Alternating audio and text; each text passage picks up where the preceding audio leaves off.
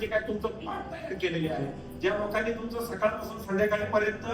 ती म्हणजे ज्या लोकांनी शिकवायचंय त्या लोकांना कसं शिकवायचं हे ज्यांनी तयार केलेलं आहे त्यांनी काहीतरी विचार करून या सगळ्या गोष्टी तयार केलेल्या आहेत. आज दुःख एका गोष्टीचं वाटतं की नुसतं आपण बीएससी करतो, एमएससी करतो, एमकॉम करतो, एमए करतो, कुठल्या तरी शाळेमध्ये जाऊन शिकवतो आणि शिकवत असताना आपण आपलं बीएड ते एक्सटर्नली त्या ठिकाणी कम्प्लीट करतो आणि एक्सटर्नली बीएड कम्प्लीट करत असताना जर आपल्याला त्याच्यामध्ये त्या ठिकाणी जर त्याचं नॉलेज नसेल, कारण लिखित ज्ञान कुणाला पण म्हणजे ज्या लोकांचं एमकॉम झाले त्यांना असं समजण्याचं कोणतं कारण आहे की कॉमर्सचं सगळं ज्ञान त्याला त्या ठिकाणी प्राप्त झालं. ज्या व्यक्तीने एमएससी केलं त्याला असं समजायचं कोणतंही कारण आहे की त्या सगळ्या गोष्टी त्याला त्याच्यामध्ये मिळालेल्या, त्याला सगळ्या गोष्टी त्याच्यामध्ये प्राप्त झाल्या.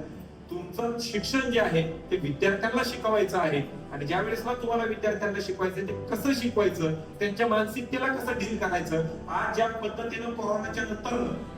विद्यार्थी एका ठिकाणी व्यवस्थित बसू शकत नाही, आज शिक्षकांकडे कोणत्याही पद्धतीचे अधिकार राहिलेले नाही, महिला कायद्यासारखं त्याच्यामध्ये झालेले. आज तुम्ही विद्यार्थ्याला बोलू शकत नाही, विद्यार्थ्याला हात लावू शकत नाही, विद्यार्थ्याला वर्गामध्ये उभं करू शकत नाही, विद्यार्थ्याला धड तुम्ही तुमच्या तोंडाने त्याच्यामध्ये त्याला फी सुद्धा मागू शकत नाही, विद्यार्थ्याला त्या ठिकाणी तुम्ही बाबा तुझं हे चुकलंय, आज तू अशा पद्धतीने नव्हतं करायला पाहिजे या गोष्टी तुम्ही त्याच्यामध्ये सांगू शकत नाही. आणि जर तशा गोष्टी सांगितल्या तर तो विद्यार्थी, त्याची आई, त्याचे वडील, ही सगळी लोक ज्या पद्धतीने शिक्षकावरती त्याच्यामध्ये धावा बोलतायत, याच्यामुळे शिक्षकांनी सुद्धा आता विद्यार्थ्यांकडे लक्ष देण्याचं हे फार मोठ्या प्रमाणावरती कमी केलेलं.